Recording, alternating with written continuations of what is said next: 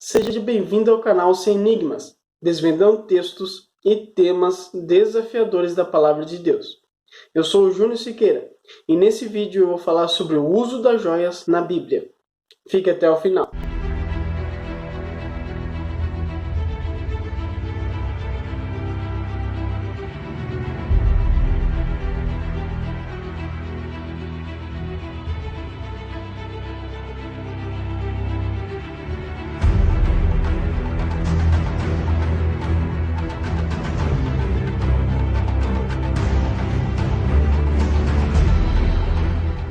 Esse tema envolve muitos textos bíblicos e bastante informação para um simples vídeo, mas tentarei harmonizar tudo e deixar bem claro o que a Bíblia diz sobre o uso das joias. Quero apresentar também um livro fundamental para todo estudioso da Palavra de Deus, O Uso das Joias na Bíblia, de Ângelo Manuel Rodrigues. Ele foi publicado pela CPB, pela Casa Publicadora Brasileira. Esse livro o auxiliará a compreender esse assunto à luz da Palavra de Deus de uma forma simples, mas também bem profunda. Primeiro eu quero esclarecer algo antes de entrarmos no assunto. Você e eu somos a glória de Deus. Entenda isso. Nós fomos feitos à sua imagem e semelhança. E também fomos por Ele comprados lá na cruz. Vocês não sabem que são santuário de Deus e que o Espírito de Deus habita em vocês? Acaso não sabem que o corpo de vocês é o santuário do Espírito Santo que habita em vocês, que lhes foi dado por Deus, e que vocês não são de si mesmos? Vocês foram comprados por alto preço. Portanto, glorifiquem a Deus com o corpo de vocês. Em cada detalhe daqui em diante, eu quero que você se lembre desses versos que acabamos de ler. Você não pertence a você mesmo. E lembre-se que temos que glorificar a Deus com o nosso corpo, pois quer vivamos ou quer morramos, pertencemos e somos do Senhor. Eu vou dividir esse assunto em duas partes.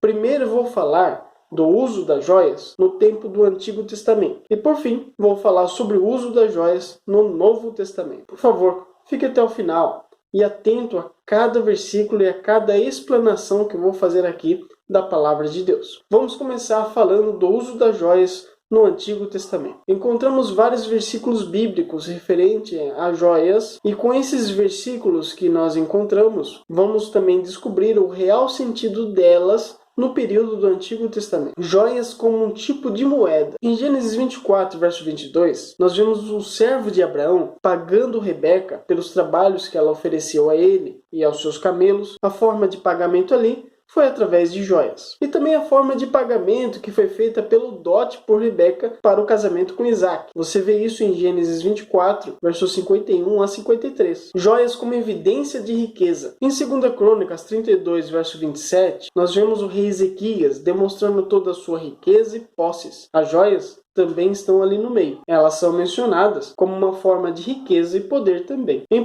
Reis 10, verso 2, encontramos a rainha de Sabá trazendo a Salomão muita riqueza e bens preciosos. As joias são ali também mencionadas. Em Juízes 8, verso 21 a 26, nós vemos Gideão guerreando contra os reis midianitas e ismaelitas e os vencendo. E com isso, pegando também as suas riquezas que carregava em seus camelos. Novamente, as joias estão ali como forma de riqueza e dinheiro. Joias como símbolo de status social. Em Zacarias 9, verso 16, nós vemos que nas coroas existiam joias preciosas. Então temos a ideia que joias também representava status social de uma pessoa. Por exemplo, como vemos em 2 Reis 11, verso 2, que o rei se tornou verdadeiramente rei quando também lhe foi colocado em sua cabeça uma coroa, simbolizando seu novo status social, um novo rei. Vemos algo bem semelhante também em Salmos 21, verso 3 e Salmos 132, verso 18. Joias como símbolo de poder e autoridade. Falando sobre as joias contidas também nas coroas, encontramos um relato de que essas joias que revestiam a coroa eram também símbolo de poder e autoridade. Ao lermos Esther 8, verso 15, que nos diz: Mordecai saiu da presença do rei, usando vestes reais, azul e branco, uma grande coroa de ouro e um manto de púrpura, de linho fino. E a cidade de Suzã exultava de alegria. Logo em seguida, no capítulo 9, verso 4,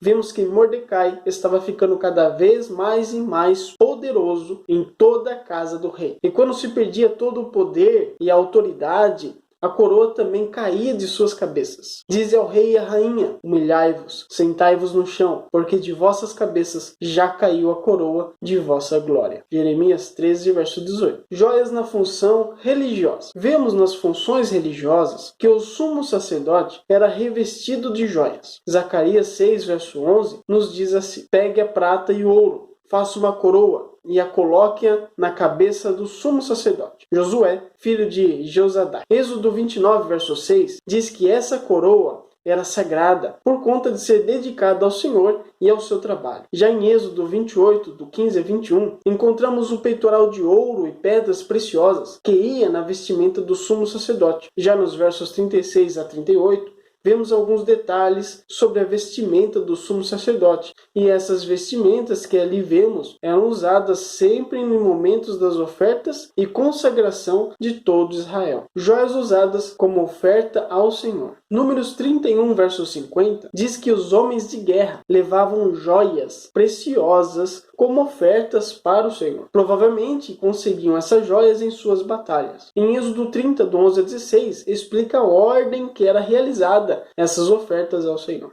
Agora, vamos ver as joias como adorno no Antigo Testamento. Isso é, como ornamentos pessoais. Temos 2 capítulos no Antigo Testamento que as pessoas geralmente usam, um para apoiar o uso das joias como ornamentos pessoais e outro para proibir o uso da mesma. Ezequiel 16 e Isaías 3. Mas precisamos entender que os 2 capítulos estão falando sobre Judá e a cidade de Jerusalém, tanto Ezequiel quanto Isaías. Jerusalém é simbolizada ali através de uma mulher. Nós vemos algo semelhante a isso em Jeremias 2, verso 2, onde Deus também compara Jerusalém com uma noiva. Em Ezequiel 16, o profeta compara as joias com a riqueza e a glória de Jerusalém, dadas por Deus. Como vemos no capítulo, uma mulher sendo toda adornada pelo próprio Deus. Você vê isso em Ezequiel 16, do verso 8 ao 13. Mas logo em alguns versículos depois, a mesma mulher em Jerusalém se prostitui com os reis da terra. Você vê isso em Ezequiel 16, do 14 a 17.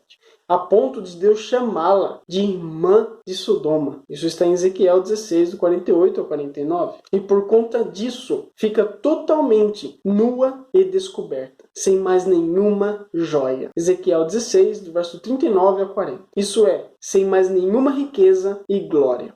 Já em Isaías capítulo 3, Deus tira as joias de Jerusalém, uma simbologia novamente de Deus tirando todo o poder e a glória dada a Judá, e com isso também quebrando todo o seu orgulho, um paralelo com Ezequiel capítulo 16. Existem mais 2 relatos no Antigo Testamento sobre o uso das joias como adorno. Agora, de fato, a joia como ornamento pessoal. Mas vamos ver qual foi a reação de Deus quanto a isso? Gênesis 35, do 1 ao 4. Deus disse a Jacó: suba a Betel e se estabeleça lá, e faça um altar ao Deus que lhe apareceu quando você fugia do seu irmão Esaú. Disse, pois, Jacó aos de sua casa e a todos que estavam com ele: livrem-se dos deuses estrangeiros que estão entre vocês. Purifiquem-se e troquem de roupa. Venham, vamos subir a Betel, onde farei um altar ao Deus que me ouviu no dia da minha angústia e que tem estado comigo por onde eu tenho andado. Então entregaram a Jacó todos os deuses estrangeiros que possuíam e os brincos que usavam em suas orelhas. E Jacó os enterrou ao pé da grande árvore, próxima a Siquém. Nesse relato, vemos que toda a família de Jacó se purificou, se consagrou para se encontrar com o Senhor. Eles estavam em uma jornada, tinham saído das terras de Labão. Provavelmente ainda tinham certos costumes e vestimentas que para o Senhor eram inapropriadas.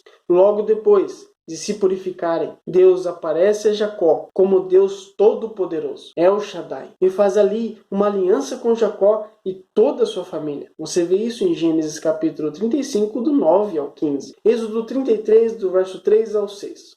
Vão para a terra onde mana leite e mel. Mas eu não irei com vocês, pois vocês são um povo teimoso, e eu poderia destruí-los no caminho. Quando o povo ouviu essas palavras terríveis, começou a chorar, e ninguém usou as suas joias. Isso porque o Senhor ordenara que Moisés dissesse aos israelitas: vocês são um povo teimoso. Se eu fosse com vocês, ainda que por um só momento, eu os destruiria. Agora tirem as suas joias, e eu decidirei o que fazer com vocês. Por isso, do Monte Horebe em diante, os israelitas não usaram mais nenhuma joia. Deus ordenou a Moisés que o povo levasse dos egípcios tesouros e joias preciosas, mas isso como forma de pagamento pelo trabalho prestado durante o período de escravidão ali. Essas joias serviriam como forma de dinheiro e riqueza para o povo, e não como uso de adorno pessoal. Porém, em Êxodo capítulo 32, vemos que o povo já estava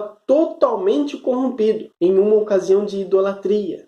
O povo também estava ali usando joias como adorno. Você vê isso em Êxodo 32, verso 2 a 3. Para continuar então a jornada com o povo de Israel pelo deserto, Deus pediu que o povo se purificasse. E com essa purificação, Deus tirou do meio do povo as joias como ornamentos. Isso é, como adorno pessoal. O verso nos diz que o povo não mais usou joias como adorno depois desse episódio. Como lemos, por isso do Monte Horebe em diante, os israelitas não usaram mais nenhuma joia. Isso sugere que a remoção das joias como adorno não foi uma atitude temporária, mas contínua, como regulamento perpétuo. Deus chegou a dizer que não andaria no meio do seu povo se esses ainda estivessem usando tais adornos, a ponto de os matar se ele ali estivesse no meio deles. Isso é forte, não é? Agora vamos para o Novo Testamento. Já no Novo Testamento, as joias são praticamente resumidas em 3 palavras: ouro,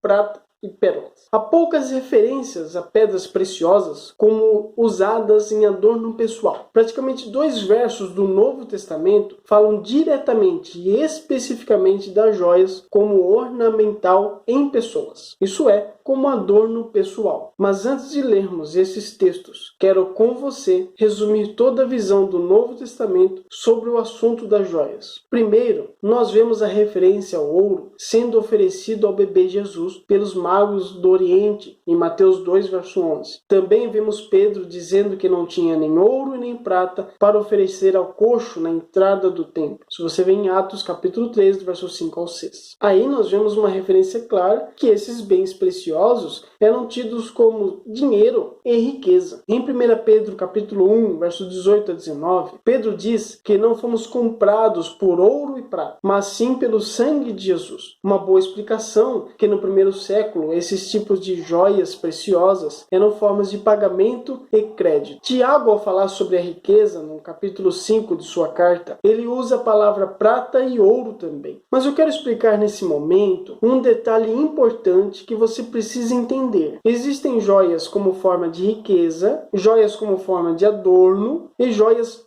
funcionais. Eu quero dar uma pausa aqui no assunto para nós entendermos esse detalhe sobre as joias funcionais. Eu agora estou usando uma joia funcional. Você que está me assistindo está vendo uma aliança de ouro no meu dedo. A função dessa joia é deixar claro a outras pessoas e a você que está me assistindo que eu sou casado. Ela serve para um propósito específico. Exemplos de joias funcionais que existia no período do Novo Testamento nós encontramos em alguns relatos, como Lucas 15, verso 22 e Tiago 2, verso 2. Lucas 15 nos mostra a história do filho pródigo. Esse, quando retorna à casa do pai, o mesmo lhe devolve toda a glória e riqueza, colocando em seu dedo um anel. E esse anel, do tipo sinete, não como adorno, mas como um símbolo de autoridade sobre as posses e riquezas do pai. Em Tiago 2, verso 2, vemos a mesma ideia, só que agora Tiago compara um homem rico, poderoso, com autoridade, a um homem pobre com roupas velhas. Nessa ocasião, Tiago está falando sobre não fazer distinção entre pessoas. Outro detalhe importante é que o Novo Testamento fala das joias como ornamento e fundamento de edifícios. Por exemplo, em 1 Coríntios 3, verso 12, Paulo fala que as joias eram usadas para fundamento de edifícios. Como vemos exemplos assim em Apocalipse 18, verso 16. A grande cidade da Babilônia era revestida de joias preciosas. Como também em Apocalipse 21, falando da linda cidade, a nova Jerusalém, que descerá dos céus, toda a sua estrutura é fundamentada em joias preciosas. Você vê isso em Apocalipse 21, verso 18 a 21. Mas quando falamos de joias como adorno pessoal, encontramos especificamente dois textos, como eu falei a princípio. Esses textos são 1 Timóteo capítulo 2, do verso 9 a 10 e 1 Pedro capítulo 3, verso 3 a 4. Paulo, escrevendo a Timóteo, nos diz: da mesma forma, quero que as mulheres se vistam modestamente, com decência e discrição, não se adornando com tranças, nem ouro, nem pérolas, nem roupas caras, mas com boas obras, como convém às mulheres que professam a adorar a Deus. E Pedro, em sua carta, nos diz: a beleza de vocês não deve estar nos enfeites exteriores, como cabelos trançados e joias de ouro ou roupas finas. Pelo contrário, esteja no ser interior, que não perece, beleza demonstrada no espírito dócil e tranquilo, o que é de grande valor diante de Deus. Um detalhe importante que eu quero aqui deixar claro é quanto a essa questão dos cabelos trançados. Em algumas versões, cabelos frisados ou frisado de cabelos. Essa é uma expressão técnica específica a um tipo de penteado que existia na época, que era comum mais entre as mulheres ricas. Na cultura greco-romana, existia um penteado tão elaborado que até arame continha no meio da cabeleira. Isso para ficar mais alto. E por muitas vezes era também ali colocado joias preciosas e todo tipo de pérolas. Mas falando do restante dos versos, acho que eles falam por si mesmos. Não precisarei fazer nenhuma explicação. O adorno pessoal com qualquer tipo de joias não é visto com bons olhos, e isso falando biblicamente. Como vimos desde o período do Antigo Testamento até o Novo Testamento, está comprovado que o uso de joias como adorno pessoal não é algo que Deus deseja para seu povo. Ele sempre rejeitou a ideia de usar adornos. E quando olhamos os salvos em Apocalipse capítulo 7, verso 9, vemos que eles estão vestidos de roupas brancas e com palmas em suas mãos, adorando ao Cordeiro. Ali não existe o uso de joias como adorno. Quero terminar fazendo uma comparação com Apocalipse 12 e Apocalipse 17. Nesses dois capítulos encontramos duas mulheres, cada uma vestida de uma forma, e também cada uma representa um povo. Apocalipse 12 fala do povo de Deus, a igreja de Deus. Uma mulher vestida de sol, com a lua debaixo dos pés e uma coroa de estrelas. Já em Apocalipse 17, fala de um povo que se rebelou contra Deus, uma igreja que se prostituiu no pecado, uma mulher vestida de púrpura e de escarlate, adornada de ouro, pedras preciosas e pérolas. Agora eu lhe pergunto, meu querido amigo, minha querida amiga que está me assistindo, qual das duas mulheres, isso em suas vestimentas, você mais está parecendo? Naturalmente, como Deus lhe criou, ou de todo adornado ou adornada. Mas Deus, não tendo em conta os tempos da ignorância, anuncia agora a todos os homens, em todo lugar, que se arrependam. Portanto, agora, nenhuma condenação há para os que estão em Cristo Jesus, que não andam segundo a carne, mas segundo o Espírito. Como a mulher adúltera de João, capítulo 8, Cristo disse: eu não te condeno, mas vá e não peques mais. Aceite Jesus como seu Salvador, mas também o aceite como o Senhor da sua vida. No decorrer da vida do cristão, há um grande processo de desenvolvimento em torno de seus gostos e atitudes, que devem corresponder aos mesmos do seu Senhor, Jesus Cristo. Já não sou eu quem vivo,